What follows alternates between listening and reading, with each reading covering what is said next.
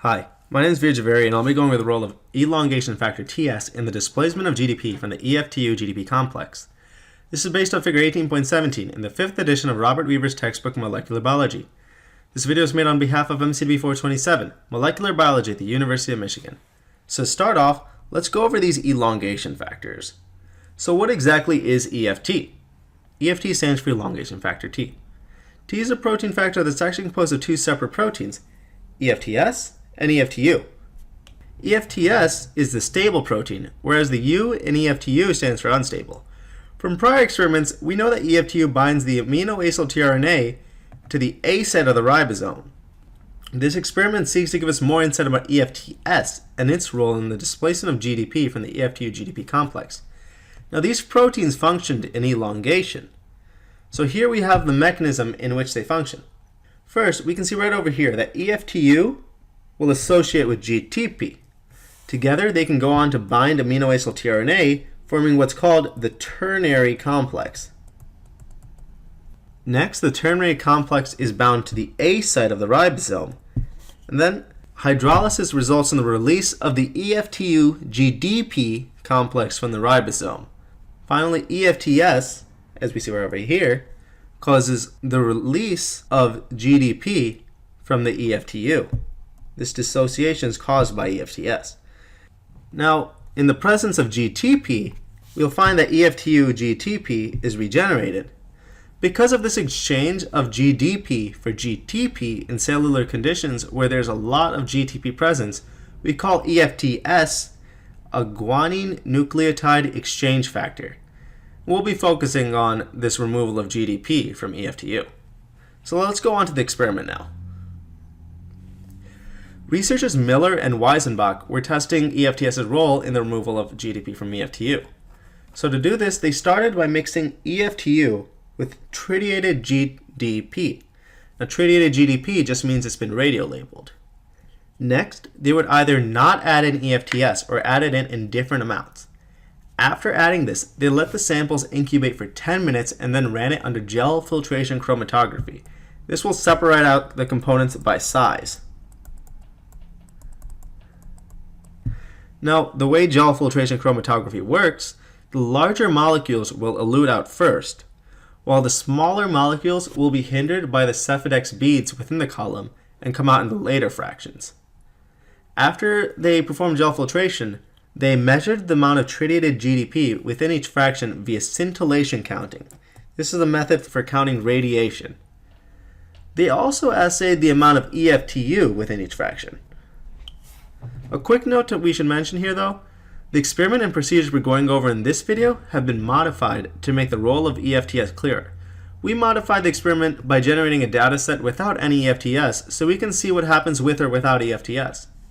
So let's go on to their data. So first of all, remember that we, as I said earlier, we altered Miller and Weisenbach's experiment. So here we have a graph with EF-Tu and tritiated GDP mixed, but no EF-Ts added in. So when we compare this to our diagram on the left, because we have no EF-Ts in the system, we don't expect this reaction to occur. We only expect to find EF-Tu-GDP, and notice, so we don't expect to see the dissociation between them. Now, as a guanine binding protein, we expect EF-Tu to bind to the GDP as we see right over here. Now in this data, we will see both bound and unbound GDP. Before we get to actually analyzing the data, let's go over the axes. CPM per milliliter means counts per minute per milliliter. This is the measurement by which they counted the radioactive GDP in each fraction. To the right of the y-axis, we have the units of EF-Tu. This tracked the relative amount of EF-Tu in each sample. It's important to remember that the scales for EF-Tu and tritiated GDP are different because they were assayed differently. On the x-axis, we just have the fraction number. Remember, the larger molecules will elute out around fraction 1, while the smaller molecules will be more hindered, so they'll come out in the later fractions. So as I said earlier, we expect to see both free GDP and GDP associated with EF-Tu.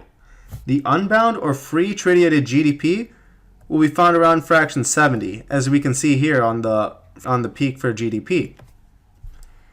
The bound GDP should elute around fraction 30, which we can also see that is where EF-Tu is found. Looking at the chart, we see that GDP is in fact associated with EF-Tu. Seeing this data, we see that in the absence of EF-TS, EF-Tu does bind GDP, making it a guanine nucleotide binding protein. Next, let's go on to look at the samples to the right, where we have EF-TS added in. If we compare this to the cartoon once again, this time we expect GDP to dissociate from the EF-Tu molecule. This is because the guanine exchange factor EF-TS is present. Though there is excess free GDP in the solution, we will see minimal GDP bound to EF-Tu. This is because whenever a GDP will bind to the EF-Tu, EF-TS will just bind and remove said GDP.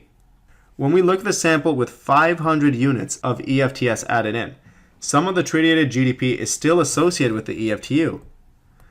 The researchers listed this saying that 90% of EF-Tu had been dissociated from the GDP. So when we go on to look at 1400 units, we see that even less GDP is associated with EF-Tu. And when we go on to look at 2500 units, even less.